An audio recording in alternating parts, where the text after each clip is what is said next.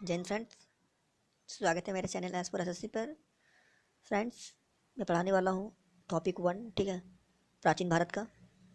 तो टॉपिक 1 है प्राचीन भारत के इतिहास के स्रोत, ठीक है, हिस्ट्री का है, जो कि लुसेंट बुक में आता है। तो मैं अक्सर कोशिश करता रहूँगा कि मैं टॉपिक वाइज पढ़ाऊँ ताकि आपको समझ आए। तो चलिए वीडियो को बिना लेट किए स्टार्ट करते हैं। तो चलिए स्टार्ट करते हैं। प्राचीन भारत। प्राचीन भारत, ठीक है, प्राचीन भारत। तो प्राचीन भारत के अंदर आता है प्राचीन भारतीय इतिहास के स्रोत। क्या आता है? प्राचीन प्राचीन भारतीय इतिहास के स्रोत, ठीक है। तो देखिए, प्राचीन भारतीय इतिहास के स्रोत की जानकारी हमें मुख्यतः चार स्रोतों से मिलती है। कितने स्रोतों से मिलती है हमें? चार स्रोतों से। तो पहला स्रोत हो गया हमारा धर्म ग्रंथ। धर्म ग्रंथ से हमें जानकारी मिलती है, धर्म से जानकारी मिलती थी यानी मिलती है। और दूसरा नंबर पे हो गया ऐतिहासिक। ऐतिहासिक तौर पे जो ग्रंथ होते थे उनके बारे में जानकारी मिलती थी।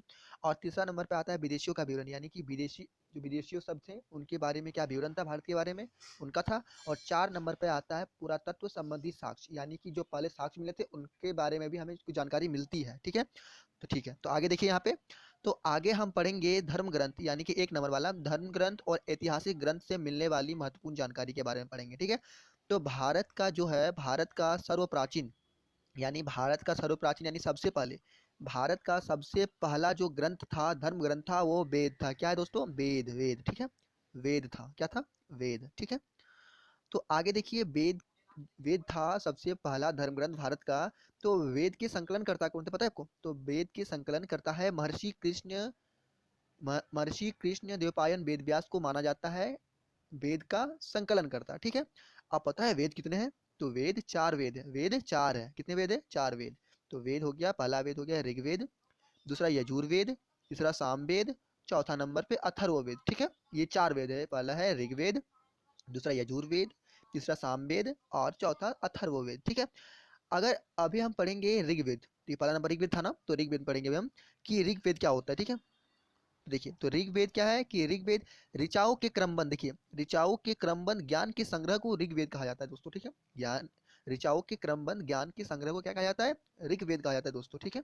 चलिए, इतना क्लियर हो गया आपका? चलिए आगे देखते हैं। तो चलिए देख लेते हैं, कुछ इंपॉर्टेंट नोट है, ठीक है। मतलब कि एग्ज़ाम में वेद के बारे में नहीं पूछा जाता है, पर कुछ इंपॉर्टेंट नोट्स हैं, उसे आप देख लो एक बार, ठीक है। तो देखिए, सबसे प्राचीन वेद की अगर बात करें तो वो ऋग्वेद आता है दोस्तों। क्या आता है? ऋग्वेद। अगर बोला जाए कि सबसे प्राचीन वेद का नाम बताओ तो वो हो जाएगा ऋग्वेद। क्या हो जाएगा? ऋग्वेद, ठीक है। ठीक है। और दूसरा नंबर पे आता है, यानी सबसे बाद वाला, यानी कि सबसे प्राचीन वेद हो गया ऋग्वेद, है ना। तो सबसे प्राचीन हो गया ऋग्वेद, और सबसे बाद वाला वेद जो हो गया वो अथर्ववेद है दोस्तों। क्या है? अथर्ववेद, ठीक है। आप दूसरा नंबर नोट में जाने देखेंगे कि पुराणों में मत्स्य पुराण जो है दोस्तों, मत्स्य पुराण सबसे प्राचीन तथा प्रमाणिक माना जाता है मत्स्य पुराण को, ठीक है दोस्तों। तो चलिए आगे जान लेते हैं, कुछ टॉपिक और भी है, तो चलिए देख लेते हैं, है ना। तो अब जानेंगे विदेशी यात्रियों से मिलने वाली जानकारी, ठीक है। विदेशी यात्रियों से मिलने वाली जानकारी, ठीक है। तो यानी कि विदेशी यात्रियों से मिलने वाली जानकारी, यानी विदेशियों का विवरण, ठीक है। तो जान लेते हैं विदेशियों का विवरण। तो पहला विदेशियों का विवरण जो था वो लेखकों से मिलता था। तो पहला हो गया यूनानी रोमन लेखक। क्या हो गया? यूनानी रोमन लेखक, यानी कि इसमें हम कुछ यूनानी रोमन लेखक के बारे में पढ़ेंगे कि कौन कौन लेखक थे यहाँ पे। तो चलिए आगे बढ़ते हैं, ठीक है। तो पहला रोमन लेखक का नाम था टेशियस। क्या नाम था? टेशियस। तो यह जो टेशियस था वो ईरान का रहने वाला एक राजवेद था। राजवेद पता क्या होता है? राजवेद ये होता है कि जो अपने राज मतलब कि राजाओं का जो वेद था, हकीम था, ठीक है। तो भारत के संबंध में इसका विवरण आश्चर्यजनक था। क्या था? आश्चर्यजनक कहानियों से परिपूर्ण होने के कारण कोई इनके बातों पर भरोसा यानी कि विश्वास नहीं करता था, यानी अविश्वसनीय था। क्या था? अविश्वसनीय, ठीक है। चलिए अब आगे देख लेते हैं। तो दूसरा लेखक आ गया हेरोडोटस। क्या है दोस्तों? हेरोडोटस। हेरोडोटस जानेंगे अब हम। तो हेरोडोटस ना, तो इसे इतिहास का पिता भी कहा जाता है। देखिए, हेरोडोटस को ना इतिहास का पिता भी कहा जाता था, ठीक है। इसने अपनी पुस्तक हिस्टोरिका, हाँ तो देखिए हिस्टोरिका किसने लिखी थी? हेरोडोटस ने। किसने लिखी थी?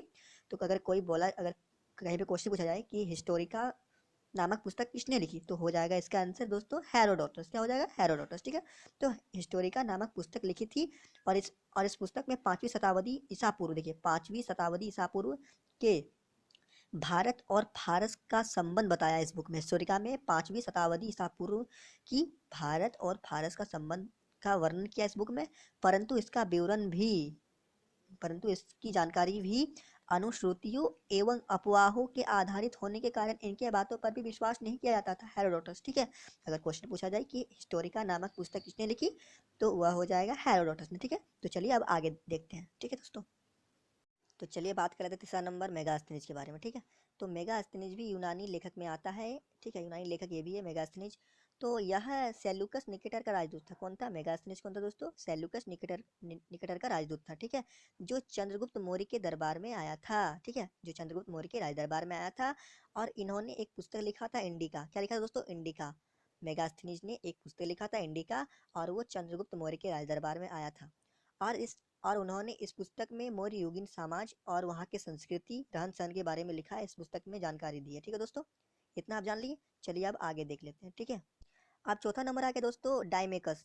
डाइमेकस भी एक यूनानी लेखक है, ठीक है। डाइमेकस यह सीरियन नरेश, तो सीरिया के जो नरेश थे अंतियोकस, ये अंतियोकस जो थे ना, सीरिया के नरेश थे, ठीक है। उसका ही राजदूत था ये डाइमेकस, ठीक है।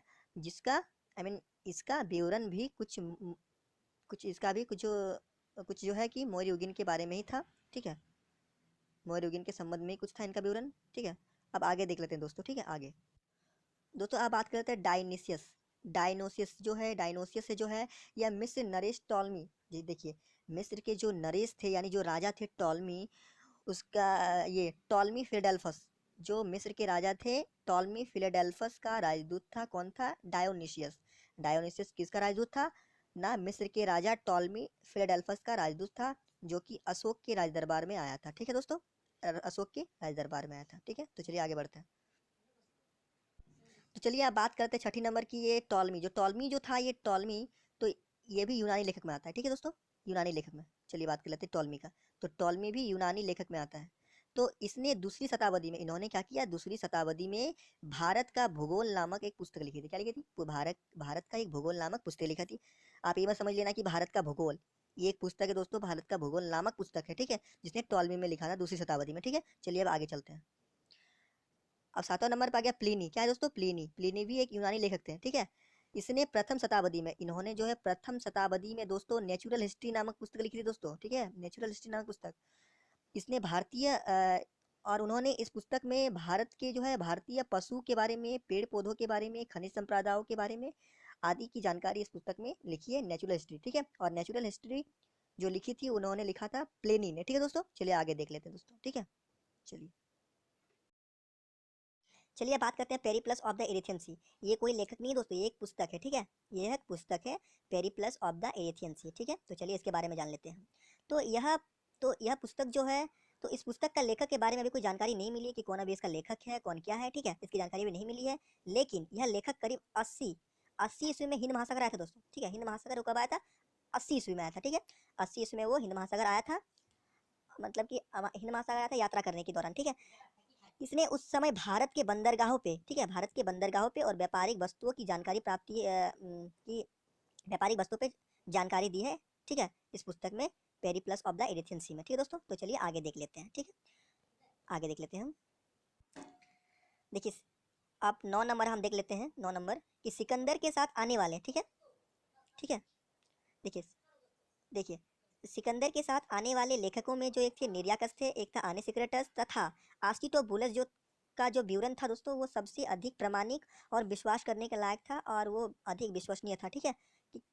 तो सिकंदर के साथ आए हुए थे लेखक, वो था निर्याकस, आनेसिक्रेटस और आस्टिटोबुलस, ठीक है। वो अधिक प्रामाणिक थे और विश्वास करने के लायक थे, ठीक है।